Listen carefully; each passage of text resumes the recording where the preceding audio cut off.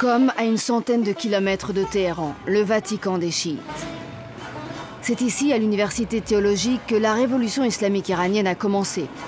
Chaque année, des centaines de milliers d'étudiants sont formés aux préceptes très stricts de l'islam chiite.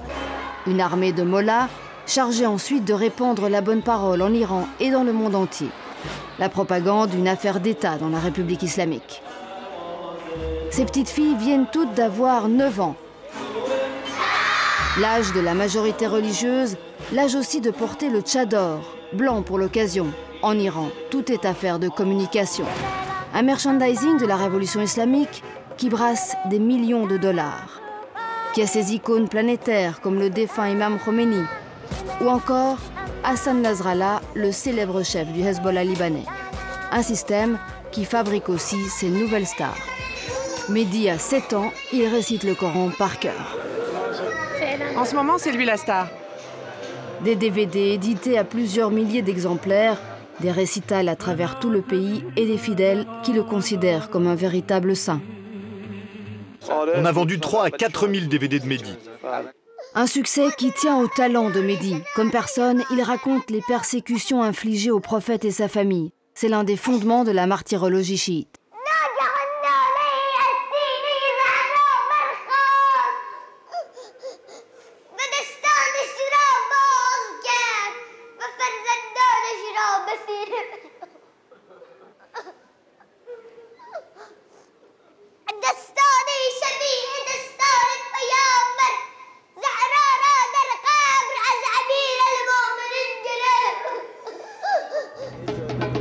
Direction Hamedan, à 450 km de la capitale iranienne.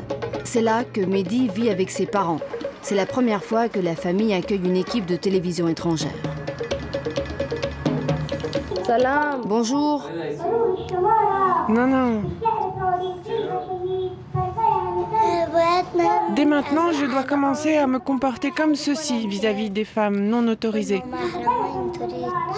Et Madame la journaliste en est une. Dans l'islam, ce geste est interdit.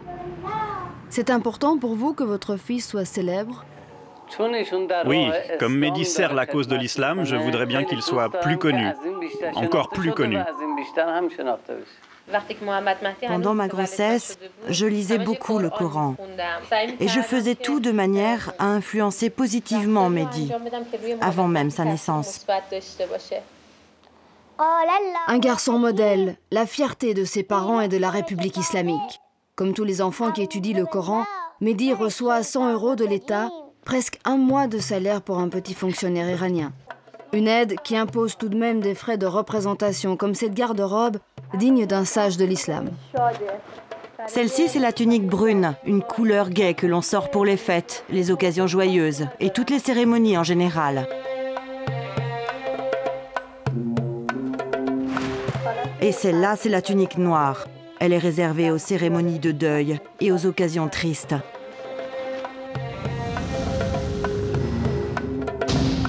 Et bien sûr, le bandeau des Bassidji, fervent partisan du président Ahmadinejad. Insigne honneur, Mehdi a été invité à se produire devant le nouvel homme fort du régime. C'était en juin 2006. Du haut de ses 7 ans, le petit prodige est aussi à l'aise à côté du président que dans son salon. J'aimerais beaucoup être président. Comme ça, je pourrais travailler pour mon gouvernement, mon peuple et les autres musulmans, comme les Palestiniens.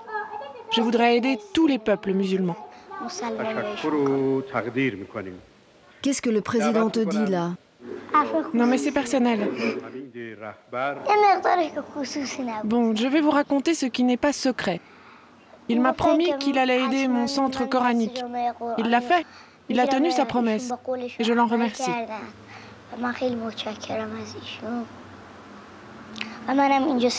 Et puis là, je lui offre mon CD. Des centres coraniques encouragés par le président Ahmadinejad et qui attirent de plus en plus de monde, surtout depuis la création d'un concours national de récitation du Coran. Une starak islamique qui a révélé Mehdi en 2004. Mais cette année, c'est cette petite fille en tchador qui détient le titre. Anoné à 5 ans et demi et déjà les dents très longues. On venait de m'arracher une dent et ça me faisait mal. Une fois arrivée au concours national, tout d'un coup, j'ai eu moins mal. Et finalement, j'ai même réussi à participer au concours. Dis-lui comment tu as fait pour avoir moins mal. Raconte. Vas-y, raconte. J'ai prononcé 10 fois le nom de Dieu.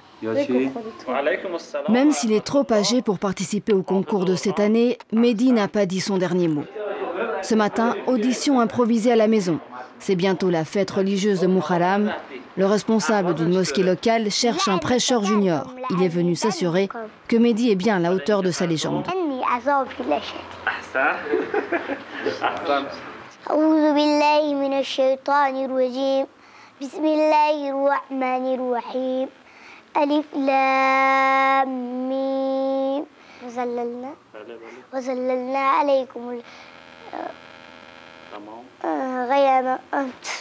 Personne n'est parfait, mais en star accompli, Mehdi va tourner la situation à son avantage. J'ai une question à vous poser. Est-ce que vous savez combien de versets il y a dans la sourate de Moadeh? Je ne la connais pas par cœur, je dois vérifier.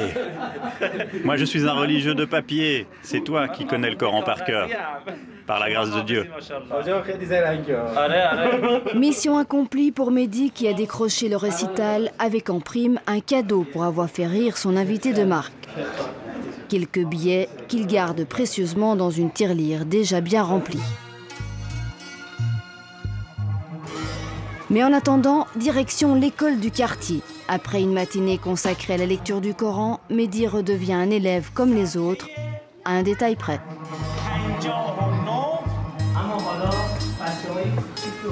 Moi, je préfère le sport. C'est mieux pour la santé. C'est très difficile de mémoriser le Coran. Adulé par les plus grands, mais pas forcément envié par ses camarades de classe, Mehdi. En réalité, l'instrumentalisation de jeunes transformés en singes savants pour les besoins de la propagande n'est pas du goût de tous, même au sein du clergé chiite. Ce mollah modéré, lui, désapprouve carrément. Si l'enfant est né et élevé dans une ambiance religieuse, il deviendra quelqu'un de bien. Mais il faut faire attention à la psychologie. Sinon, ce même enfant peut tout aussi bien devenir une bombe qui explose. La carrière de Mehdi s'achèvera d'ici 2 à 3 ans au maximum, le jour où sa voix aura mué. Ensuite, comme son président adoré, il rêve d'intégrer les Bassidji, la milice radicale des gardiens de la Révolution. Inch'Allah, si Dieu le veut. Quand arrivera l'imam caché, le Messie, je serai un soldat dans son armée. J'espère mourir en martyr au service de notre Messie. 21h, premier moment de détente pour Mehdi. Pendant que son père prie, lui joue à la guerre, comme tous les enfants du monde.